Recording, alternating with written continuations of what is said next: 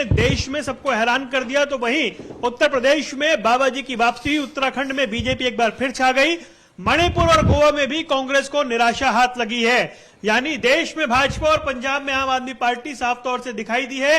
5 राज्यों के नतीजों ने इस बात की तस्दीक कर दी है। सवाल यह है कि कांग्रेस का भविष्य क्या है, आम आदमी पार्टी क्या अब विस्तार की ओर बढ़ रही है, और बीजेपी का जो परचम है वो देश में बरकरार बना हुआ है तमाम परिस्थितियों के बावजूद। तो आखिर देश की राजनीति का भविष्य क्या है, 5 राज्यों के चुनाव के नतीजों ने यह साबित कर दिया है। चर्चा करेंगे, हमारे साथ 4 खास मेहमान मौजूद हैं।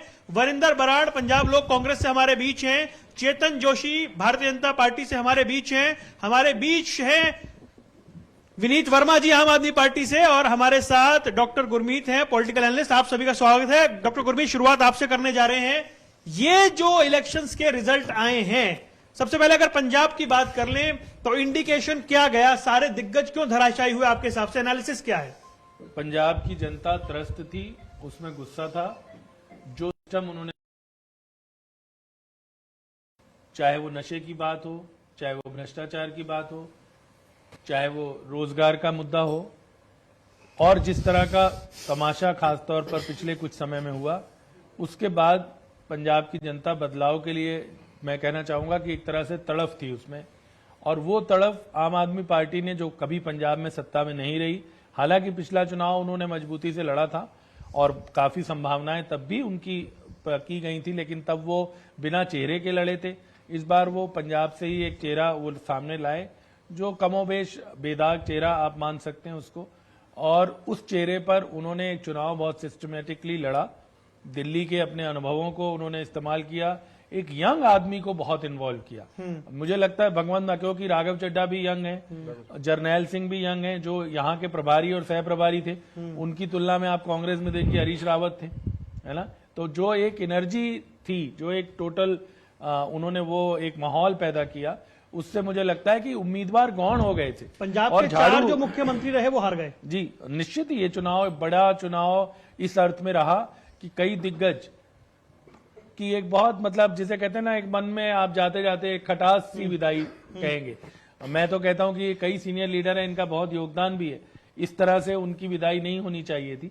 लेकिन पंजाब की जनता, जैसे मैंने कहा, उसके लिए अब उम्मीदवार महत्वपूर्ण नहीं थे, उसने केवल झाड़ू देखा। और ये आप लोग भी गए होंगे, कई जगहों पर पब्लिक ने कहा भी कि जी हमें नहीं पता उम्मीदवार कौन है, हम तो झाड़ू को वोट देंगे। तो वो जो एक अंडर करंट था, और फिर उस करंट को रोकने के लिए जो कोशिशें हुई, उससे मुझे लगता और रिएक्शन हुआ। ये जो 10-15 सीटें फालतू आई है ना, ये मुझे लगता वहां से आई, क्योंकि भगवंत मान भी पहले कहते थे कि 80 तक हम टच करेंगे, हम 80 सीटें जीतेंगे।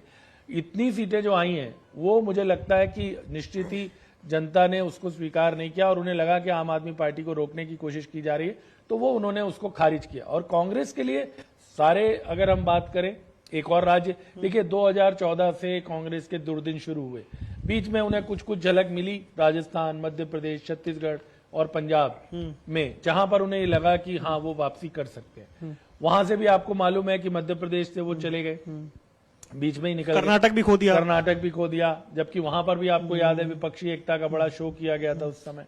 तो कांग्रेस के लिए मैं ये कभी नहीं मानता कि राजनीति में कोई हमेशा समाप्त हो जाता है, लेकिन कांग्रेस के लिए ये निश्चित ही उसके अस्तित्व पर ये, क्योंकि ये चुनाव कई अर्थों में अभी इस साल और चुनाव होने, अगले साल भी होने। मैं ये नहीं कहता कि यही सेमीफाइनल था, पर उत्तर प्रदेश जैसा बड़ा राज्य था, तो इसलिए कांग्रेस के लिए 2024 में जो स्थितियां हैं, उनके मद्देनजर कांग्रेस को एक बहुत बड़ा एक सर्वाइवल का संकट है। कांग्रेस के अंदर पहले ही आवाजें उठ रही हैं, पंजाब में आप जानते हैं कितनी आवाजें उठ रही हैं, और अभी 2-3 दिन में शुरू हो जाएंगी। तो इसलिए ये चुनाव इस हिसाब से अगर देखा जाए, अगर हम इसकी तुलना करें उस दृष्टि से, हाँ आम आदमी पार्टी, अब जो अरविंद केजरीवाल ने तुरंत ही भारत की बात कर दी, आपने देखा ये सब चीजें, वरुण आप तो समझते हैं पहले से तैयारियां होती है। वहां पर अंबेडकर और भगत सिंह का नाम इस्तेमाल करने की जो उन्होंने कोशिश की है, और सारे देश में ये कहा है कि जी ज्वाइन करो, उससे नेचुरली आम आदमी पार्टी भी अब 2024 के लिए अपने को पोजीशन करेगी, उनको थोड़ी ताकत भी मिलेगी पंजाब से हर दृष्टि से। तो इसलिए ये चुनाव बहुत दिलचस्प था, और मुझे लगता है कि उत्तर प्रदेश में राष्ट्रीय स्तर पर काफी चर्चा हुई थी, लेकिन इस बार इस बार पंजाब की चर्चा भी काफी जी हुई। पंजाब की चर्चा होगी, यूपी की तो होगी, जाहिर सी बात है। विनीत, हम आपसे जानना चाहेंगे, एक तो बड़ी जीत की आपको पहले बहुत बहुत बधाई, लैंडस्लाइड विक्ट्री है आपकी, लेकिन अब क्योंकि बात हो रही है देश की भी, पहले ये बताएं पंजाब में कौन से फैक्टर आपके काम कर गए? क्या कांग्रेस की इनफाइटिंग भी थी जिस वजह से लोग आम आदमी पार्टी की ओर गए? ਦੇਖੋ ਪਹਿਲਾਂ ਤਾਂ ਮੈਂ ਧੰਨਵਾਦ ਕਰਦਾ ਜੀ ਇਸ ਪੂਰੇ 3 ਕਰੋੜ ਪੰਜਾਬੀਆਂ ਦਾ, ਸਾਡੇ ਪਾਰਟੀ ਦੇ ਕਾਰਜਕਰਤਾਵਾਂ ਦਾ, ਜਿਨ੍ਹਾਂ ਨੇ ਦਿਨ ਰਾਤ ਇੱਕ ਮਿਹਨਤ ਕਰਕੇ ਅੱਜ ਪੰਜਾਬ 'ਚ ਆਮ ਆਦਮੀ ਪਾਰਟੀ ਦੀ ਸਰਕਾਰ ਲੈ ਕੇ ਆਏ ਨੇ। ਔਰ ਦੇਖੋ ਇੱਕ ਗੱਲ ਜ਼ਰੂਰ ਮੈਂ ਤੁਹਾਡੇ ਸਰੋਤਾਂ ਨੂੰ ਵੀ ਦੱਸਣਾ ਚਾਹੂੰਗਾ ਵੀ ਆਮ ਆਦਮੀ ਪਾਰਟੀ ਦੀ ਸਰਕਾਰ ਨਹੀਂ ਇਕੱਲੀ ਆਈ, ਲੋਕਾਂ ਨੇ ਅਰਵਿੰਦ ਕੇਜਰੀਵਾਲ ਦੇ ਦਿੱਲੀ ਦੇ ਟੈਸਟਡ ਔਰ ਟਰਸਟਡ ਮਾਡਲ ਤੇ ਮੋਹਰ ਲਾਈ ਹੈ। ਔਰ ਅਰਵਿੰਦ ਕੇਜਰੀਵਾਲ ਜੀ ਔਰ ਭਗਵੰਤ ਮਾਨ ਜੀ ਦੀ ਜੋੜੀ ਨੂੰ ਦਿਲ ਨਾਲ ਜਿਤਾ ਕੇ ਉਹਨਾਂ ਨੇ ਭੇਜਿਆ। ਦੂਸਰਾ, ਤੁਸੀਂ ਕਹਿੰਦੇ ਹੋ ਵੀ ਕੀ ਇਹਨਾਂ ਦੇ ਮੁੱਦੇ, ਦੇਖੋ ਇਹ ਇਹਨਾਂ ਦਾ ਇੰਟਰਨਲ ਮੈਟਰ ਹੈ, ਇਹਨਾਂ ਨੂੰ ਆਪ ਇੰਟਰਸੈਕਟ ਕਰਨਾ ਪਊਗਾ ਵੀ ਇਹਨਾਂ ਦੀ ਕੀ ਗਲਤੀਆਂ ਰਹੀਆਂ ਕੀ ਗਲਤੀਆਂ ਨਹੀਂ ਰਹੀਆਂ। ਪਰ ਮੈਂ ਇੱਕ ਗੱਲ ਦੇਖੋ ਜ਼ਰੂਰ ਕਹਿਣਾ ਚਾਹਨਾ ਵੀ ਵਕਤ ਬਦਲ ਚੁੱਕਿਆ, ਯੁਵਾ ਜਾਗ ਚੁੱਕੇ ਨੇ। ਅੱਜ ਦੀ ਰੇਟ ਦੇ ਵਿੱਚ ਜਿਹੜਾ ਕੰਮ ਕਰੂਗਾ ਲੋਕ ਉਹਨੂੰ ਪਸੰਦ ਕਰਨਗੇ। ਹਾਂ, ਜੁਮਲੇਬਾਜ਼ੀ ਕੋਈ ਵੀ ਹੋਵੇ, ਚਾਹੇ ਕੋਈ ਵੀ ਸਰਕਾਰ ਹੋਵੇ, ਜੇ ਉਹ ਕੰਮ ਨਹੀਂ ਕਰੂਗੀ ਲੋਕ ਉਹਨੂੰ ਅਗਰ ਆਂਸਰ ਤੇ ਬਿਠਾਉਂਦੇ ਨੇ ਤਾਂ ਉਹਨੂੰ ਫਰਸ਼ ਤੇ ਲਾਉਣਾ ਵੀ ਜਾਣਦੇ ਨੇ। ਇਹ ਗੱਲ ਸਭ ਨੂੰ ਸਮਝ ਲੈਣੀ ਚਾਹੀਦੀ ਹੈ। ਦੇਖੋ ਅੱਜ ਦੀ ਰੇਟ ਦੇ ਵਿੱਚ ਹਰ ਇੱਕ ਬੰਦਾ ਇਹ ਚਾਹੁੰਦਾ ਵੀ ਪੰਜਾਬ ਦਾ ਵਿਕਾਸ ਹੋਵੇ। ਅਗਰ ਪੰਜਾਬ ਦੇ ਵਿਕਾਸ ਲਈ ਆਮ ਆਦਮੀ ਪਾਰਟੀ ਨੂੰ ਲੋਕਾਂ ਨੇ ਫਤਵਾ ਦਿੱਤਾ ਹੈ, ਇਸ ਦਾ ਮਤਲਬ ਕਲੀਅਰ ਕੱਟ ਹੈ ਵੀ ਜਿਹੜੀ ਡਾਇਨੈਸਟਿਕ ਪੋਲਿਟਿਕਸ ਸੀ ਅੱਜ ਤੱਕ ਚੱਲਦੀ ਹੋਈ, ਤੁਸੀਂ ਵਿਸ਼ਵ ਸੁਣਦੇ ਆਏ ਆ ਆਪਾਂ, ਕੈਪਟਨ ਸਾਹਿਬ, ਕਾਂਗਰਸ ਹੈ ਤਾਂ ਕੈਪਟਨ ਹੈ, ਅਕਾਲੀ ਦਲ ਹੈਗਾ ਤਾਂ ਬਾਦਲ ਸਾਹਿਬ ਹੈ। ਦੇਖੋ ਉਹਨਾਂ ਨੇ ਦੋਨਾਂ ਨੂੰ ਨਿਗਲੈਕਟ ਕਰਕੇ ਮਾਰਿਆ। ਔਰ ਇਸ ਚੁਣਾਵ ਦੀਆਂ 5 ਵੱਡੀਆਂ ਚੀਜ਼ਾਂ ਮੈਂ ਤੁਹਾਨੂੰ ਦੱਸਦਾ। ਅੱਜ ਤੱਕ ਪੰਜਾਬ 'ਚ ਸਿਰਫ 2 ਹੀ ਗੱਲਾਂ ਹੁੰਦੀਆਂ ਸੀ, ਆਮ ਬੰਦੇ ਦੀ ਕੋਈ ਗੱਲ ਨਹੀਂ ਸੀ ਹੁੰਦੀ, ਹਾਂ ਕੈਪਟਨ ਸਾਹਿਬ ਤੇ ਬਾਦਲ ਸਾਹਿਬ। ਅੱਜ ਲੋਕਾਂ ਨੇ ਆਮ ਆਦਮੀ ਪਾਰਟੀ ਦਾ ਫਤਵਾ ਦੇ ਕੇ ਤੀਜੀ ਧਿਰ ਨੂੰ ਅੱਗੇ ਲਿਆ ਕੇ ਵੀ ਜੇ ਤੁਸੀਂ ਦੋਨੋਂ ਕੰਮ ਨਹੀਂ ਕਰੋਗੇ ਅਸੀਂ ਲੋਕਾਂ ਨੂੰ ਅਗਰ ਉੱਪਰ ਬਿਠਾਉਣਾ ਜਾਣਦੇ ਆ, ਥੱਲੇ ਵੀ ਉਠਾਉਣਾ ਜਾਣਦੇ ਆ। ਦੂਸਰਾ, ਸਾਡੇ ਭਾਈ ਸਾਹਿਬ ਕਹਿ ਰਹੇ ਸੀਗੇ ਵੀ ਜਿਹੜੀ ਵੀ ਅੱਜ ਦੀ ਰੇਟ 'ਚ ਤੁਸੀਂ ਸ਼ਾਇਦ ਤੁਸੀਂ ਦਿੱਲੀ ਦੀ ਆਪਾਂ ਗੱਲ ਕਰ ਰਹੇ, ਮੈਂ ਦੇਖੋ ਗੱਲ ਤੁਹਾਨੂੰ ਦੱਸਣਾ ਚਾਹੁੰਦਾ। ਅੱਜ ਦੀ ਰੇਟ 'ਚ ਅਸੀਂ ਦੂਸਰੀ ਸਟੇਟ ਦੇ ਵਿੱਚ ਅਸੀਂ ਸਰਕਾਰ ਬਣਾਉਣ 'ਚ ਕਾਮਯਾਬ ਹੋਏ। ਇਹਦੇ ਨਾਲ ਅੱਜ ਦੀ ਰੇਟ 'ਚ ਅਸੀਂ ਰਾਸ਼ਟਰੀ ਪਾਰਟੀ ਬਣ ਚੁੱਕੇ ਹਾਂ। ਔਰ ਕੌਣ ਨਹੀਂ ਚਾਹੁੰਦਾ, ਕਿਹੜਾ ਪਰਿਵਾਰ ਨਹੀਂ ਚਾਹੁੰਦਾ ਉਹਦਾ ਕੁਨਬਾ ਵਧੇ? ਅਸੀਂ ਵੀ ਚਾਹੁੰਦੇ ਹਾਂ। ਦੇਖੋ ਅਸੀਂ ਦੇਸ਼ ਬਦਲਣਾ ਆਏ ਹਾਂ, ਦੇਸ਼ ਬਦਲਣ ਲਈ ਅਗਰ ਸਾਨੂੰ ਸੱਤਾ ਦੇ ਵਿੱਚ ਆਉਣਾ ਪੈਂਦਾ, ਲੋਕ ਸਾਨੂੰ ਪਸੰਦ ਕਰਨਗੇ, ਲੋਕ ਸਾਨੂੰ ਵੋਟਾਂ ਪਾਉਣਗੇ, ਇਹਦੇ 'ਚ ਡਰ ਕਾਹਦਾ? ਤੀਸਰਾ, ਜੋ ਵੀ ਹੋਵੇ ਇੱਕ ਗੱਲ ਕਲੀਅਰ ਕੱਟ ਦੇਖੋ, ਅੱਜ ਮੈਂਡੇਟਰੀ ਇਹ ਗੱਲ ਦੱਸਦਾ ਵੀ ਜਿੱਡੇ ਵੱਡੇ ਨਾਮ ਨੇ, ਜਿੱਡੇ ਵੱਡੇ ਨਾਮ ਸੀਗੇ, ਤੁਸੀਂ ਦੇਖੋ ਵੀ ਕਿਸੇ ਨੇ ਐਕਸਪੈਕਟ ਨਹੀਂ ਕਰਾਉਣਾ ਵੀ ਬਾਦਲ ਸਾਹਿਬ ਆਪਣੀ ਸੀਟ ਹਾਰ ਜਾਣਗੇ। ਇਹਨਾਂ ਨੇ ਅੱਜ ਦੀ ਰੇਟ 'ਚ ਪ੍ਰਜਾ ਲਈ ਕਦੀ ਸੋਚਿਆ ਹੀ ਨਹੀਂ। ਪ੍ਰਜਾ ਦੇ ਵਾਸਤੇ ਇਹਨਾਂ ਦੇ ਕੋਲ ਕਦੀ ਕੋਈ ਸੀਗਾ ਹੀ ਨਹੀਂ ਦੇਣ ਵਾਸਤੇ, ਤਾਂ ਅੱਜ ਪ੍ਰਜਾ ਨੇ ਇਹਨਾਂ ਨੂੰ ਬੜਾ ਚੰਗਾ ਸਬਕ ਸਿਖਾਇਆ। ਔਰ ਕੈਪਟਨ ਸਾਹਿਬ ਔਰ ਬਾਦਲ ਸਾਹਿਬ ਦੇਖੋ ਐਡੇ ਵੱਡੇ ਚਿਹਰੇ ਹੋਣ ਔਰ ਵੱਡੇ ਚਿਹਰੇ ਹਾਰਦੇ, ਇਸ ਦਾ ਮਤਲਬ ਕੀ ਹੈ ਵੀ ਇਹਨਾਂ ਦਾ ਗਰਾਊਂਡ ਤੇ ਕਨੈਕਟ ਨਹੀਂ ਸੀ। ਇਹ ਵੱਡੇ ਜਿਹੜੇ ਚਿਹਰੇ ਨੇ ਉੱਪਰ ਬਦਲਾਂ 'ਚ ਤੁਰਦੇ ਫਿਰੀ ਗਏ, ਗਰਾਊਂਡ ਲੈਵਲ ਤੇ ਇਹਨਾਂ ਦੀ ਰਿਐਲਿਟੀ ਔਰ ਲੋਕਾਂ ਨੇ ਅੱਜ ਇਹਨਾਂ ਨੂੰ ਦੱਸਤਾ ਵੀ ਤੁਸੀਂ ਗਰਾਊਂਡ ਲੈਵਲ ਦੇ ਵਿੱਚ ਤੁਸੀਂ ਕਿੰਨੇ ਕੁ ਪਬਲਿਕ ਨਾਲ ਕਨੈਕਟ ਹੋ। ਦੇਖੋ ਜਿਹੜੇ ਵਾਅਦੇ ਕਰਕੇ 2017 'ਚ ਕਾਂਗਰਸ ਆਉਂਦੀ ਹੈ, ਅੱਜ ਉਹੀ ਨਹੀਂ ਤੁਸੀਂ ਪੂਰਾ ਕਰ ਸਕੇ। 4.5 ਸਾਲ ਬਾਅਦ ਤੁਸੀਂ ਮੁੱਖ ਮੰਤਰੀ ਬਦਲਦੇ ਹੋ, ਫਿਰ ਕਹਿੰਦੇ ਹੋ ਵੀ ਹਾਂ ਪੁਰਾਣੇ ਵਾਲੀ ਤਾਂ ਜੀ ਤ੍ਰਿਣਮੂਲ ਕਾਂਗਰਸ ਦੀ ਸਰਕਾਰ ਸੀ, 111 ਦੇ ਨਾਲ ਸਾਡਾ ਚੰਨੀ ਹੈ, ਸਾਨੂੰ ਇਹਦੇ ਨਾਮ ਤੇ ਸਾਨੂੰ ਵੋਟਾਂ ਦਿਓ। ਸੋ ਲੋਕ ਬੜੇ ਸਿਆਣੇ ਨੇ, ਲੋਕ ਬੜੇ ਪੜ੍ਹੇ ਲਿਖੇ ਨੇ ਔਰ ਪੰਜਾਬੀ ਤਾਂ ਮਿਹਨਤਕਸ਼ ਲੋਕ ਨੇ। ਔਰ ਬਿਲਕੁਲ ਜਿਹੜੇ ਪੰਜਾਬੀ ਨੇ ਉਹ ਜਦੋਂ ਵੀ ਕੋਈ ਫੈਸਲਾ ਦਿੰਦੇ ਨੇ ਤਾਂ ਇੱਕ ਠੋਕ ਕੇ, ਛਾਤੀ ਠੋਕ ਕੇ ਫੈਸਲਾ ਦਿੰਦੇ ਔਰ ਜਿਹਦੇ ਵੀ ਹੱਥ ਤੇ ਫਕਵਾ ਦੇਣਾ ਹੁੰਦਾ ਉਹਦੇ 'ਚ ਡਟ ਕੇ ਦਿੰਦੇ ਨੇ। ਸੋ ਸਾਨੂੰ ਅੱਜ ਦੀ ਡੇਟ 'ਚ ਅਸੀਂ ਸੱਤਾ ਪਕਸ਼ ਦੇ ਨਾਲ ਅਸੀਂ ਚੁਣਾਵ ਜਿੱਤੇ ਹਾਂ ਲੋਕਾਂ ਦੀ ਮਿਹਰਬਾਨੀ ਨਾਲ। ਉਹ ਅਸੀਂ ਇੱਕ ਸਾਡੇ ਨਾਲ ਜ਼ਿੰਮੇਵਾਰੀ ਵੀ ਸਾਡੇ ਨਾਲ ਇੱਕ ਬਣਦੀ ਹੈ ਵੀ ਅਸੀਂ ਜਿਹੜੇ ਲੋਕਾਂ ਨੂੰ ਵਾਅਦੇ ਕਰੇ ਸੀ ਉਹ ਬੜੀ ਜਲਦੀ ਅਸੀਂ ਪੂਰਾ ਕਰਕੇ ਉਹਨਾਂ ਨੂੰ ਰਿਲੀਫ ਦਈਏ। ਸੋ ਆਮ ਆਦਮੀ ਪਾਰਟੀ ਨੇ ਜਿਹੜੇ ਵੀ ਮੁੱਦੇ ਜਾਂ ਜਿਹੜੀ ਵੀ ਗਰੰਟੀਆਂ ਅਸੀਂ ਲੋਕਾਂ 'ਚ ਲੈ ਕੇ ਗਏ, ਅਸੀਂ ਉਹਦਾ ਪੂਰਾ ਰੋਡ ਮੈਪ ਤਿਆਰ ਕਰਿਆ, ਪੂਰਾ ਹੋਮਵਰਕ ਕਰਿਆ। ਉਸੇ ਰੋਡ ਮੈਪ ਨਾਲ ਅਸੀਂ ਲੋਕਾਂ 'ਚ ਉਤਰੇ ਔਰ ਲੋਕਾਂ ਨੇ ਉਸ ਗੱਲ ਤੇ ਸਾਡੀ ਤੇ ਟਰਸਟ ਕਰਿਆ, ਸਾਡੇ ਦਿੱਲੀ ਦੇ ਮਾਡਲ ਤੇ ਟਰਸਟ ਕਰਿਆ। ਸੋ ਅਸੀਂ ਬੜੀ ਜਲਦੀ ਲੋਕਾਂ ਨੂੰ ਰਿਲੀਫ ਦੇਵਾਂਗੇ ਔਰ ਆਪਦੇ ਕੀਤੇ ਹੋਏ ਜਿਹੜੇ ਵਾਅਦੇ ਨੇ ਉਹ ਪੂਰੇ ਕਰਾਂਗੇ। ਔਰ ਪੂਰੇ ਪੰਜਾਬ 'ਚ ਨਹੀਂ, पूरे देश ਦੇ ਵਿੱਚ ਅਸੀਂ ਰਾਜਨੀਤੀ ਬਦਲਣਾ ਆਏ ਹਾਂ। ਜਿੱਥੇ ਲੋਕਾਂ ਨਾਲ ਧੱਕਾ ਹੁੰਦਾ ਰਹੂਗਾ ਆਮ ਆਦमी पार्टी लोगों के लिए डट के पैरा देती रहेगी। जी जोशी साहब, 5 राज्यों की बात कर लेते हैं, पंजाब की बात भी कर लेते हैं। जी बधाई आपको, अभूतपूर्व प्रदर्शन पूरे देश में दिखा, मोदी लहर साफ तौर पर दिख रही है, बाबा जी वापस लौट आए हैं, लेकिन पंजाब में शायद पार्टी को बहुत मेहनत करनी होगी। क्यों नहीं करेंगे, जरूर करेंगे, हम लोग बिल्कुल करेंगे। पहले तो मैं पूरी जनता का इस मैंडेट के लिए बहुत बहुत धन्यवाद करता हूं कि हमें 4 राज्यों में प्रचंड बहुमत दिलाया और 5वें राज्य में अगर आम आदमी पार्टी की यहाँ पे सरकार बनी है तो हम बहुत बहुत बधाई देते हैं जनता को, उनको इस मैंडेट देने के लिए। और आम आदमी पार्टी के विनीत जी को भी बधाई देते हैं कि आप लोग सत्ता में आए हैं, जो वादे करके आए हैं आप उनको पूरा कीजिए। और दूसरी बात यह है कि भारतीय जनता पार्टी के इस तरह की पार्टी है जिसमें कार्यकर्ताओं ने पूरी तरह जोश दिखाया। आपने पंजाब की बात की, पंजाब में कुछ एक ऐसी परिस्थितियां थी जो अनुकूल नहीं थी, जो बिल्कुल विपरीत परिस्थितियों में लेकर हम लोगों को खड़ा कर दिया गया था। लेकिन मैं यहाँ पे अपने सारे कार्यकर्ताओं का बहुत धन्यवाद करता हूँ, मैं उनको सलाम करता हूँ, उन नमन करता हूँ कि उन्होंने ऐसी परिस्थितियों को अनुकूल बनाने के लिए जो बिल्कुल इस तरह का कार्य किया कि जहां हमें यह कहा जाता था कि आपको गांव में घुसने नहीं देंगे, आपकी एक सीट नहीं आएगी। आप देखिए हमारे कार्यकर्ताओं ने कितनी मेहनत करके जन जन तक श्री नरेंद्र मोदी जी के प्रचार को लेकर, उनकी जितनी भी पॉलिसीज है उनको लेकर गए, और हमारा बहुत वोट बैंक बड़ा है। हमने 2 सीटें जीती हैं इसमें। आप ये देख लीजिए कि हमारे प्रधान श्री अश्विनी शर्मा जी ने कितनी मेहनत की, कार्यकर्ताओं का कितना मनोबल बढ़ाया, उसका नतीजा आपके सामने। हाँ, हार जीत एक अलग बात है, ये एक जनता का प्रसाद है, जनता का मैंडेट है। जनता के इस मैंडेट का हम स्वागत करते हैं। जितना हमें मिला उसका भी स्वागत, जितना दूसरों पार्टियों को गया उसका भी स्वागत। प्रश्न यहां पे ये होता है कि भारतीय जनता पार्टी ने आखिर इतने बढ़िया ढंग से 4 राज्यों में जीत जो हासिल की, उसका श्रेय तो जाता ही जाता है हमारे प्रधानमंत्री श्री नरेंद्र मोदी जी को और हमारे कार्यकर्ताओं को। लेकिन पंजाब में जिन परिस्थितियों में भारतीय जनता पार्टी ने काम किया, जैसे जैसे उनके बारे में बोला जाता था और किसानों को एक जगह पर बिठा के जो जो हमारे ऊपर लांछन लगाए गए, जनता ने उस लांछन को नकार कर हम लोगों को वोट डाला। इसके बावजूद कि जो दूसरी पार्टियां जिनको आज जिनके मंत्री हार गए हैं, आज देखिए जनता ने उन लोगों को हराया जो कभी सोच नहीं सकते थे, कल्पना नहीं की जा सकती, जनता ने उनको हराया। हमारे ही साथ हमारा एक बहुत अच्छा एक विरोधी बन गए अब तो।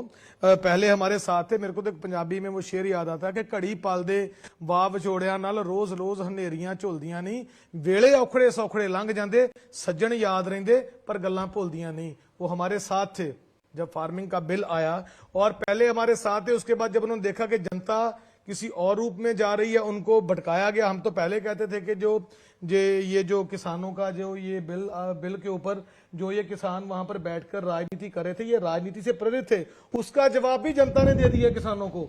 आप देख लीजिए जो किसान वहां पे बैठ के, हमने कहा था उनको कि भाई अगर आपको जो चीजें पसंद नहीं है उसको बदल दीजिए। तो जो चीजें देते थे हमने कहा ठीक है आपके बात मान ली, अब इसके ऊपर साइन कीजिए, तो भाग जाते थे। वो लोग अपनी राजनीति चमकाने के लिए उन्होंने एक संयुक्त समाज मोर्चा भी बनाया, और आप यह देख लीजिए जनता ने उनको भी उसका सबक सिखा दिया। लेकिन यहां पे बात है कि भारतीय जनता पार्टी जो एकदम अकेले होकर चली थी, पहले 23 सीटों पे लड़ती थी, आज हम 65 सीटों पे लड़े हैं। और उसके साथ साथ ये देखिए और भी कई सीटों पे लड़े हैं जहां पे हम लोगों ने अपना चुनाव निशान दिया है। सो कहीं ना कहीं कार्यकर्ताओं की मेहनत रंग लाई है, और हम लोगों का जो हमारे भारतीय जनता पार्टी का वोट बैंक है वो बड़ा है। लेकिन यहां पे एक बात बहुत एक ध्यान देने वाली है कि भारतीय जनता पार्टी का जितना भी कार्यकर्ता क्षेत्रों में गया प्रचार के लिए, वो डरा बिल्कुल नहीं। आप उनके इतने हौसले बुलंद देखिए कि जहां पर बोला जाता कि ठीक है सर, लॉर्ड नहीं देंगे। हाँ। और भारतीय जनता पार्टी का पंजाब के गांव गांव में कार्यकर्ता गया, हर गांव से, हर गली से, हर मोहल्ले से हमें वोट पड़ी है। और ये जो चुनाव है, चुनाव हार जीत तो जनता के ऊपर डिपेंड करता है, लेकिन निशाने होते हैं। निशाना हमारा वही है, हम पंजाब के लोगों की सेवा करेंगे, हर परिस्थितियों में उनका साथ देंगे। और भारतीय जनता पार्टी तो चुनौतियों से पैदा हुई है। हम जब शुरू हुए थे 2 सीटें थी हमारी, आज 350 से पार है। आप ये देखिए ना कि सेंटर में भी हम 350 से पार हैं। तो चुनौतियां हमारे साथ साथ चलती हैं, चुनौतियों का समाधान जोशी जी, आता हूं। जनता का हम अब सबसे जरा ज्यादा जी। चुनौतियों का समाधान करके हम जनता का विश्वास जीतेंगे। और आने वाले समय में भारतीय जनता पार्टी एक प्रचंड रूप लेगी, एक कामयाब पार्टी के रूप में पंजाब में भी नजर आएगी, जैसे पूरे हिंदुस्तान में प्रचंड बहुमत के साथ अलग अलग राज्यों में जीत रही है। ठीक है बराड़ साहब, ऐसा लग रहा है कि आपके लिए तो दिन अच्छा नहीं रहा। खुद कैप्टन साहब चुनाव हार गए, रिग्रेट है, नहीं बनानी चाहिए थी पार्टी? नहीं, कोई रिग्रेट नहीं है जी। ਪਹਿਲਾਂ ਤਾਂ ਮੈਂ ਤੁਹਾਨੂੰ ਦੱਸਾਂ ਕਿ ਆਪਾਂ ਪਹਿਲਾਂ ਵੀ ਗੱਲ ਕਰ ਚੁੱਕੇ ਆ ਕਿ ਪੰਜਾਬ ਦੇ ਲੋਕ, ਅੱਜ ਪੰਜਾਬ ਦੇ ਲੋਕਾਂ ਨੂੰ ਦੇ ਅੱਗੇ ਸਿਰ ਝੁਕਦਾ ਹੈ ਕਿ ਉਹਨਾਂ ਨੇ ਆਪਣਾ ਪੁਰਾਣਾ ਰਿਕਾਰਡ ਕਾਇਮ ਰੱਖਿਆ ਕਿ ਕਦੇ ਉਹ ਫ੍ਰੈਕਚਰ ਮੈਂਡੇਟ ਨਹੀਂ ਕਿਸੇ ਨੂੰ ਦਿੰਦੇ। ਉਹ ਉਹਨਾਂ ਨੇ ਸਰਕਾਰ ਬਣਾਈ ਹੈ ਤਾਂ ਇੱਕ ਧਿਰ ਦੀ ਬਣਾਈ ਹੈ। ਇਸ ਕਰਕੇ ਪਹਿਲਾਂ ਤਾਂ ਪੰਜਾਬ ਦੇ ਲੋਕਾਂ ਦਾ ਧੰਨਵਾਦ। ਉਸ ਤੋਂ ਬਾਅਦ ਬੈਠੇ ਆ ਵਿਨੀਤ ਜੀ, ਇਹਨਾਂ ਨੂੰ ਮੁਬਾਰਕ। ਕੈਪਟਨ ਸਾਹਿਬ ਨੇ ਵੀ ਆਮ ਆਦਮੀ ਪਾਰਟੀ ਭਗਵੰਤ ਮਾਨ ਨੂੰ, ਇਹਨਾਂ ਦੇ ਲੀਡਰਸ਼ਿਪ ਨੂੰ ਸਾਰਿਆਂ ਨੂੰ ਮੁਬਾਰਕ ਦਿੱਤੀ ਹੈ। ਜੋ ਅੱਜ ਮੈਂਡੇਟ ਆਇਆ ਉਹ ਖਿੜੇ ਮੱਥੇ ਸਵੀਕਾਰ ਹੈ। ਉਹਦੇ ਤੇ ਅਸੀਂ ਜੋ ਦੁਨੀਆ ਦੇ ਵਿੱਚ ਹੁੰਦਾ ਹੈ, ਡੈਮੋਕ੍ਰੇਸੀ ਦੇ ਵਿੱਚ ਹੋਇਆ, ਸਾਰਿਆਂ ਨੇ ਸਵੀਕਾਰ ਕੀਤਾ, ਅਸੀਂ ਵੀ ਸਵੀਕਾਰ ਕਰਦੇ ਹਾਂ। ਔਰ ਇੱਥੇ ਨਾਲ ਮੈਂ ਇੱਕ ਗੱਲ ਹੋਰ ਕਰਨਾ ਕਿ ਸਾਡੀ ਪਾਰਟੀ ਬਹੁਤ 1.5-2 ਮਹੀਨੇ 'ਚ ਬਣੀ ਸੀ। ਇਸ ਪਾਰਟੀ ਵਾਸਤੇ ਜਿਹੜੇ ਲੋਕਾਂ ਨੇ ਘਰਾਂ 'ਚ ਬੈਠ ਕੇ, ਜਿਨ੍ਹਾਂ ਨੇ ਆਪਦੇ ਕੋਈ ਸੋਸ਼ਲ ਮੀਡੀਆ ਤੇ ਜਿਹੜੇ ਮਾਰਕੀਟ 'ਚ ਜਾ ਸਕਦਾ ਸੀ ਪ੍ਰਚਾਰ ਕਰਕੇ, ਉਹ ਜਿੰਨਾ ਵੀ ਕੰਮ ਕੀਤਾ, ਜੋ ਪਰਸੈਂਟੇਜ ਹੁਣ ਇਹ ਥੋੜੀ ਦੇਰ 'ਚ ਤੁਹਾਡੇ ਸਾਹਮਣੇ ਆ ਜਾਊਗੀ PLC ਦੀ ਕਿੰਨੀ ਹੈ, ਤੇ ਤੁਹਾਨੂੰ ਪਤਾ ਲੱਗ ਜਾਊਗਾ ਕਿ ਜਿਹੜੇ ਲੋਕਾਂ ਨੇ ਕੰਮ ਕੀਤਾ ਪਾਰਟੀ ਵਾਸਤੇ, ਉਹਨਾਂ ਦਾ ਤਹਿ ਦਿਲੋਂ ਧੰਨਵਾਦ। ਤੇ ਅਸੀਂ ਇਹ ਚੀਜ਼ ਤੋਂ ਹਾਰਨ ਵਾਲੇ ਨਹੀਂਗੇ। ਕੋਈ ਗੱਲ ਨਹੀਂ, ਜੰਗ ਜਾਰੀ ਆ। ਅੱਗੇ ਵੀ ਅਸੀਂ ਲੜਦੇ ਰਵਾਂਗੇ। ਬਾਕੀ ਆਪਣਾ ਐਕਸਪੀਰੀਅੰਸ ਆ ਕੈਪਟਨ ਸਾਹਿਬ ਦਾ, ਉਹਨਾਂ ਦੇ ਐਕਸਪੀਰੀਅੰਸ ਮੈਂ ਵਨੀਤ ਜੀ ਨੂੰ ਵੀ ਕਹੂੰਗਾ ਵੀ ਜਦੋਂ ਕਿਤੇ ਲੋੜ ਪੈਂਦੀ ਤੇ जरूर ਆਪਾਂ रल मिल के पंजाब ਨੂੰ ਅੱਗੇ लेके जाइए। जी गुरमीत जी, अगर बात कर लें देश की, तो अगर बड़े प्रोस्पेक्टिव में देखें, लार्जर पिक्चर देखें, तो मोदी लहर कायम है, जलवा कायम है। नहीं, निश्चित ही कायम है। देखिए, इसका सबसे बड़ा उदाहरण ये है कि उत्तराखंड में जहां पर 3 बार मुख्यमंत्री बदले और वहां पर जो मुख्यमंत्री, प्रदेश का चुनाव नॉर्मली मुख्यमंत्री के चेहरे पे लड़ा जाता है, लेकिन जो हम लोगों के पास समाचार आए थे उसके मुताबिक वो हार रहे थे या अब तक शायद घोषित भी हो गया होगा। तो वो वहां पर लेकिन बीजेपी इतनी जबरदस्त मेजोरिटी ले रही है 50 के पास। तो इसका मतलब ये हुआ कि मोदी और अमित शाह की जो जोड़ी है, जिसने उत्तर प्रदेश में भी पहले काम किया था, वो अभी तक चल रही है। गोवा में भी उनकी परफॉर्मेंस पहले से इंप्रूव हुई है। पिछली बार तो जोड़ तोड़ के बनाई थी, इस बार शायद अपने उतनी जोड़ तोड़ ना करनी पड़े। तो इसलिए भारतीय जनता पार्टी, मैंने जैसे बताया कि 2024 का जो चुनाव है उसके मद्देनजर ये बहुत उत्साहजनक नतीजे उनके लिए जरूर आज की तारीख में कहेंगे। हाँ, ये जरूर है, जैसे अभी हमारे साथी कह रहे थे कि हम 2 सीटों से 300 पे पहुंचे हैं, इन्हें ये भी याद रखना चाहिए कि ऐसी भी पार्टियां हैं जो 400 से 44 भी पहुंची हैं। तो ये तो ऊपर नीचे चलता रहता है, तो आप बहुत ऊपर जाते हैं फिर नीचे भी आते ही हैं। और लेकिन आपको इस समय आज के दिन अगर आप बात करेंगे तो निश्चित ही अभी देखिए और राज्यों के चुनाव आने वाले, उनमें भी भारतीय जनता पार्टी के स्टेक्स हैं, खासतौर पे गुजरात में, हिमाचल, दोनों जगह पे। हिमाचल तो नड्डा साहब का घर है, जो राष्ट्रीय और बाई पोल के रिजल्ट अच्छे आए नहीं वहां, और बाई इलेक्शन के अच्छे नहीं आए, तो वो एक इनके लिए चुनौती रहेगी। पर ये जरूर है कि भारतीय जनता पार्टी लगातार एक फाइटिंग मोड में रहती है और मुझे लगता है वो कल से ही शुरू हो जाएंगे अगली स्टेट्स के लिए। इस तरह का इन्होंने एक माहौल, अहमदाबाद जा रहे हैं प्रधानमंत्री, मैं पहले ही सुनने में आ रहा है, रोड शो है वहां पे। तो वो ये, और दूसरी बात, और त्रिपुरा में रैली करके आ गए अमित शाह। ये राजनीति, देखिए ये राजनीति है, मैं इसमें ये तो नहीं मानेंगे इन शब्दों को, लेकिन भारतीय जनता पार्टी साम दाम दंड भेद सब में एक्सपर्ट है, नहीं भाजपा ये। और भारतीय जनता पार्टी जो है वो निश्चित ही अब बहुत आसानी से इसको हटाना, अभी फिलहाल ऐसे जैसे मैंने कहा परमानेंट तो कुछ भी नहीं है, तो वो आज के चुनावों को, खासतौर पे 24 के चुनाव के लिए, क्योंकि उत्तर प्रदेश सबसे बड़ा राज्य होने के नाते ये माना जाता है, जैसे हमारे यहाँ कहते हैं मालवा से होके चंडीगढ़ की राजनीति निकलती है, वैसे ही उत्तर प्रदेश से होके दिल्ली की राजनीति निकलती है, और वो बहुत महत्वपूर्ण बात है। तो इसलिए उसके मद्देनजर आज ही उत्साहित होंगे। हौसले पस्त हो जाते हैं ना सर, अगर महंगाई की बात हो, कोरोना की बात हो, जॉब की बात हो, उसके बावजूद अगर अब आप देखिए किसान आंदोलन के बावजूद उत्तर प्रदेश में जीत गए, और बीच में वेस्ट बंगाल में हल्का सा झटका लगा, लेकिन कोरोना के बाद अगर आप बिल्कुल ठीक कह रहे हैं कि जो एक प्रो इनकम्बेंसी की मोदी जी ने स्लोगन दिया है, हालांकि वो प्रो इनकम्बेंसी नवीन पटनायक ने, जिनको कोई नहीं मानता था एक समय कि वो एक कामयाब राजनेता बन सकते हैं, अनबीटेबल, वो भी अनबीटेबल साथ सिद्ध हो रहे हैं, तो वो लेकिन निश्चित ही 2024 के मद्देनजर मोदी जी उत्तर प्रदेश की जीत से, हालांकि जो इनकी इंटरनल राजनीति है मानेंगे नहीं स्टेज पे, लेकिन हम सब जानते हैं पीछे उत्तर प्रदेश में भी क्या चल रहा था, तो वो अलग पहलू है, वो तो चलता रहेगा। और राजनीति में बीजेपी उससे ओवरकम कर जाती है, जहां ओवरकम कर जाती है, ओवरकम नहीं, ये जब मुख्यमंत्री बदलते हैं तो एक चम्मच गिरने जितनी आवाज भी नहीं आती है। हाँ। और जब कांग्रेस मुख्यमंत्री बदलती है तो ऐसा लगता है जैसे पूरा बर्तनों की दुकान गिर गई है जी। तो इसलिए जोशी जी कुछ कह रहे हैं। आज तो बर्तन ही टूट गए सारे। एक शेर मेरे को याद आ गया कि मुखालफत से मेरी शख्सियत और संवरती है, दुश्मनों का बहुत एहतराम करता हूँ। भारतीय जनता पार्टी जितनी भी हमारी पार्टी के कार्यकर्ता हैं, देखिए अब ये कहते चम्मच भी गिरता है तो आवाज नहीं आती, ये बात आवाज की नहीं, ये भारतीय जनता पार्टी के संस्कारों की बात है, कि ये हमारे डिसिप्लिन की बात है, ये हमारे अनुशासन की बात है, कि जो हमने बोल दिया कि आपने ये करना है तो बिना विरोध उसको एक्सेप्ट करते हैं। ये तो बल्कि हमारी खूबी है हमारी पार्टी की, हम चाहे 10 मुख्यमंत्री बदलें। ये इसका मतलब ये है कि पार्टी आज भी डिसिप्लिन में है, पार्टी में आज भी किसी को पद का मोह नहीं है, भारतीय जनता पार्टी में लालच नहीं है किसी को, जिसको लगाया वो लग गया, नहीं लगा। आप देख लीजिए अन्य पार्टियों के प्रधान इलेक्शन लड़ते हैं, हमारी पार्टियों के कितने को लड़े हैं पहले ये बताइए। हमारा संगठन इतना विशाल है, हम लोग जन जन तक अगर अप्रोच करते हैं तो उसका कारण ये है कि हमें जनता की उन चीजों का पता है जो जनता हमसे चाहती है, हम डिलीवर कर रहे हैं। आपने महंगाई की बात की, आपने नौकरियों की बात की, एक नौकरी होती है, आप तो सारे पढ़े लिखे बैठे हैं और सरकार में आ चुके हैं विनीत जी, सरकारी नौकरी ही नौकरी नहीं होती, नौकरियां वो भी होती जो रोजगार पैदा किए जाते हैं। चाहे वो प्राइवेट सेक्टर में हो, चाहे पब्लिक सेक्टर में हो, चाहे पब्लिक प्राइवेट मिक्स में हो। और इसके साथ साथ हमारे यशस्वी प्रधानमंत्री जी ने जैसे विदेशों के दौरे किए, विदेशों में दौरे करने के साथ दूसरे मुल्कों के साथ जैसे जैसे हमारे समझौते हुए, आप देखिए कितने करोड़ जनता हमारी भारत की जो नौजवान है वो उनको विदेशों में भी नौकरियां मिली है। ये तो पढ़ने के लिए बोलते हैं ना कि हमारे बच्चे बाहर पढ़ने जा रहे हैं। अब सीधी सी बात है, इन्होंने बोला कि हम आइलेट्स के लिए आपको सेंटर खोल के देते हैं, यानी कि पढ़ने के लिए भी आप उकसाते हैं और साथ में ये कहते हैं कि हमारे यहाँ पे अफसर नहीं है। हम तो नौकरियों के लिए भेजते हैं, वहां पे रोजगार के लिए भेजते हैं, रोजगार के लिए रोजगार लेने जाएं और रोजगार लेकर अपने परिवार का पालन पोषण। दूसरी बात, विनीत जी से एक सवाल ले रहा है मुझे। जी नहीं, एक दूसरी बात यह है, भारतीय जनता पार्टी आज भी आप सभी का स्वागत करती है। मैं तो कहता हूं आप भी हमारी पार्टी में शामिल हो जाइए।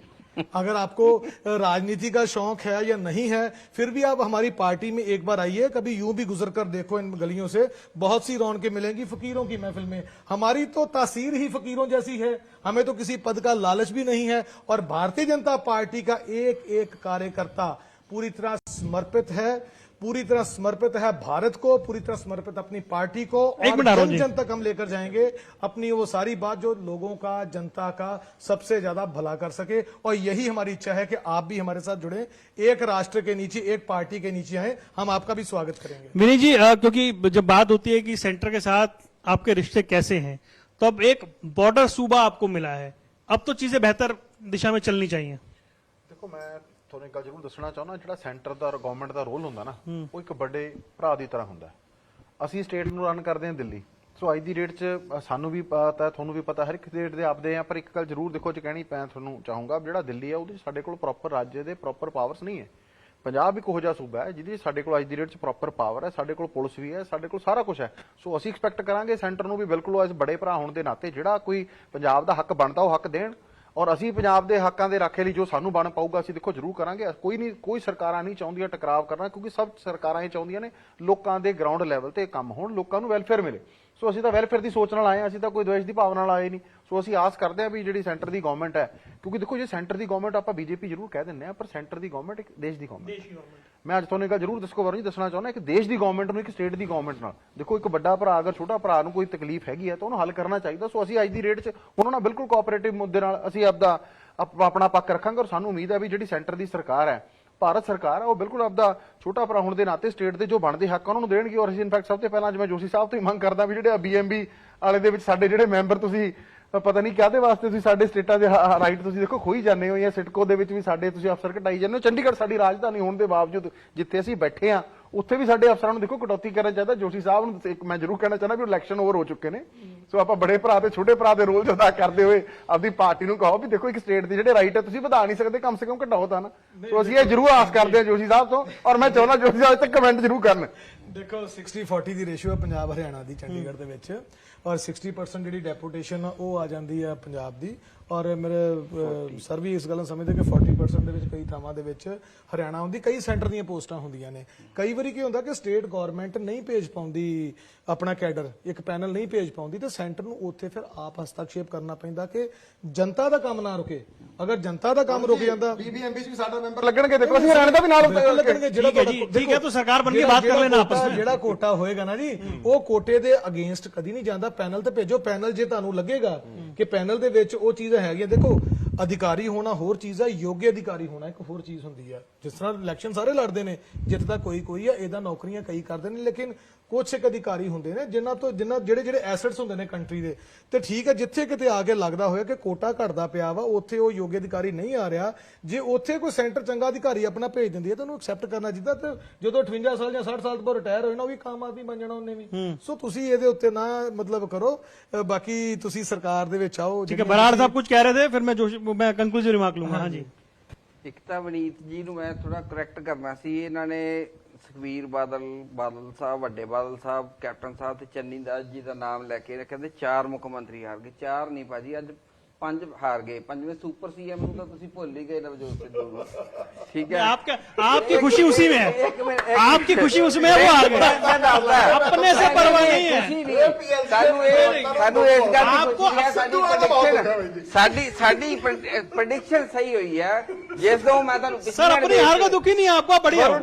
ਮੇਰੀ ਗੱਲ ਸਿੱਧੂ ਤੇ ਹਾਰ ਦੀ ਖੁਸ਼ੀ ਬਹੁਤ ਆ। नहीं, रावत साहब के हारने की भी खुशी है इनको। ਰਾਵਤ ਸਾਹਿਬ ਦੇ ਵੀ ਹਾਰਨ ਦੀ ਹੈ, ਨਿਸ਼ਨ ਸਾਰੇ ਗਏ। ਸੁਣੋ ਮੇਰੀ ਗੱਲ, ਕੈਪਟਨ ਅਮਰਿੰਦਰ ਸਿੰਘ ਨੇ, ਮੈਂ ਤੁਹਾਨੂੰ ਪਿਛਲੀਆਂ ਡਿਬੇਟਸ ਦੇ ਵਿੱਚ ਵੀ ਦੱਸਿਆ ਸੀਗਾ ਕਿ ਸੋਨੀਆ ਗਾਂਧੀ ਜੀ ਨੇ ਜਦੋਂ ਬੁਲਾਇਆ ਸੀਗਾ ਨਵਜੋਤ ਸਿੱਧੂ ਦੀ ਅਪਾਇੰਟਮੈਂਟ ਤੋਂ ਪਹਿਲਾਂ, ਉਹਨਾਂ ਨੇ ਕਿਹਾ ਸੀਗਾ ਕਿ ਇਹ ਬੰਦਾ ਡਿਜ਼ਾਸਟਰ ਹੈ, ਇਹ ਪਾਰਟੀ ਦਾ ਨਾਸ ਮਾਰ ਦੂਗਾ, ਔਰ ਪਾਰਟੀ ਦਾ ਨਾਸ ਵੱਜ ਗਿਆ।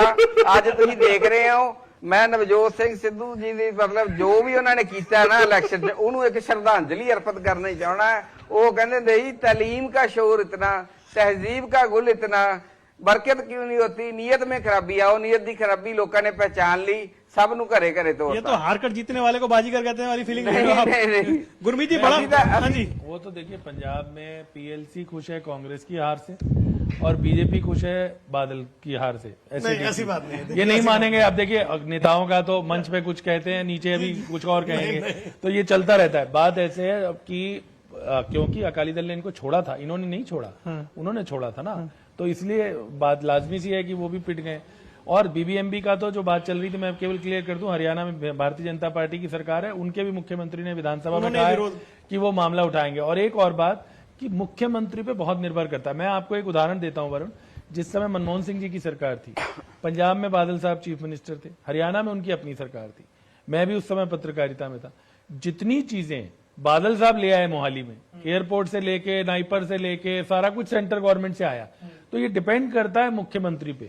और अगर भगवंत मान जी कोशिश करेंगे तो जाहिर सी बात है कि सेंट्रल गवर्नमेंट जो है उनको सहयोग करेगी। और अगर ये सबकी आशा होनी चाहिए, क्योंकि अगर सेंट्रल गवर्नमेंट अड़ंगे डालेगी ना, तो फिर वो अब जो पीछे माहौल बन गया था जब पीएम आए और फिर रैली को लेकर जो कुछ भी तमाशा हुआ, हालांकि उसमें अपने अपने पक्ष थे, लेकिन वो अच्छा माहौल खासतौर पे पंजाब, दिल्ली में फिर भी चल जाता है, अड़ंगेबाजी हो गई, अरविंद केजरीवाल धरने पे बैठ गए, यहां पर आप धरने पे नहीं बैठ सकते पंजाब में। इसलिए पंजाब संवेदनशील प्रदेश है, हम सबको ये उम्मीद करनी चाहिए कि सेंटर की गवर्नमेंट का भी साथ मिले पंजाब की गवर्नमेंट को, क्योंकि नई गवर्नमेंट है अभी, उस हिसाब से देखा जाए तो केजरीवाल जी को बॉर्डर सूबा है, बॉर्डर सूबा है और संवेदनशील है, तो और सेंटर की मदद की जरूरत पंजाब को रहेगी रहे। देखिए राज्य सरकारें अपने स्तर पर, राज्य सरकार चाहे कोई भी हो, चाहे वो हिमाचल की हो, चाहे हरियाणा की हो, चाहे यूपी की हो, राज्य सरकारों की अपनी सीमाएं हैं और एक हमारा फेडरल स्ट्रक्चर है और उसमें केंद्र की मदद की आवश्यकता रहती है। और ये बात किसी से छुपी हुई नहीं है, ये लोग खुद ही कहते हैं डबल इंजन, इट मीन्स ये मानते हैं ना जब सिंगल इंजन आए तो कुछ गड़बड़ होती है, तो वो ना हो। मेरी तो यही आशा है कि पंजाब। शॉर्ट में एक बात बोले, कंक्लूड करना है प्रोग्राम। हाँ जी जी, मैं यहाँ पे बहुत अच्छी उन्होंने बात की, ये बात बिल्कुल सही है कि कभी भी केंद्र सरकार राज्य सरकार के कामों में बड़ेंगा नहीं लगाती। आप देख लीजिए जो लिमिट होती है इनकी हमारे खाद्यान्न खरीदने की है, डायरेक्टर फूड सप्लाई डिपार्टमेंट की जो भी इनकी लिमिट होती है तो सेंट्रल गवर्नमेंट देती है उनको।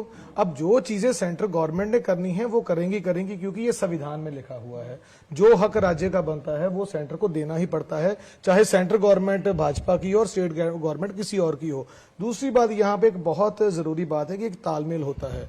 आज तक किसी भी मुख्यमंत्री ने ये नहीं कहा कि स्टेट गवर्नमेंट को सेंट्रल गवर्नमेंट ये चीज नहीं दे रही, जबकि जो सेंटर से अब पंजाब में जितनी भी डेवलपमेंट हुई है, अब जितने सीवरेज पड़े हैं अटल स्कीम में पड़े हैं, सेंट्रल गवर्नमेंट की थी, सड़कें पड़ी हैं प्रधानमंत्री सड़क निर्माण योजना में, सारी सेंटर की स्कीम थी।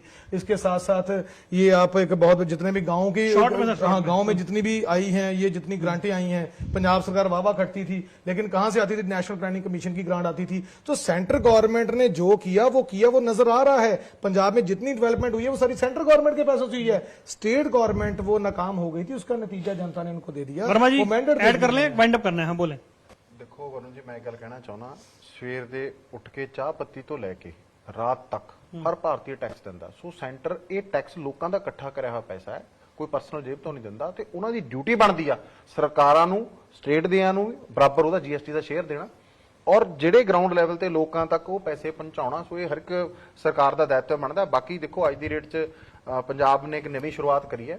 ਸੋ ਅਸੀਂ ਆਸ ਕਰਦੇ ਹਾਂ ਸਾਰੇ ਆਪਾਂ ਅੱਜ ਪੰਜਾਬ ਦੇ ਜਿਹੜੇ ਦਿੱਤਾ ਹੋਇਆ ਫਤਵਾ ਹੈਗਾ ਉਹਨੂੰ ਮਨਜ਼ੂਰ ਕਰਦੇ ਹੋਏ ਅਸੀਂ ਚੰਗਾ ਪੰਜਾਬ ਬਣਾਉਣ ਦੇ ਚੱਕਰ 'ਚ ਆਪਾਂ 5 राज्यों के नतीजे देश की राजनीतिक दशा और दिशा क्या दिख रही है?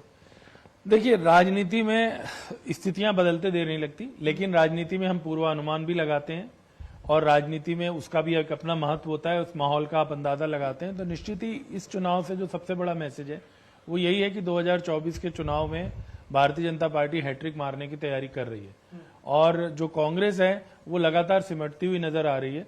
तो कांग्रेस को कुछ ना कुछ जिसे कहते हैं कि सारे घर के बदल डालूंगा टाइप, तो कुछ ओवरऑलिंग की जरूरत है। जी चलिए, 5 राज्यों के चुनावी नतीजे, देश में प्रधानमंत्री नरेंद्र मोदी का जलवा बरकरार, बीजेपी की लहर कायम, पंजाब में फिर ऐसी झाड़ू कि सब देखते रह गए। आप सभी मेहमानों को जुड़ने के लिए बहुत बहुत धन्यवाद। इस खास पेशकश में इतना ही, दीजिए इजाजत, नमस्कार।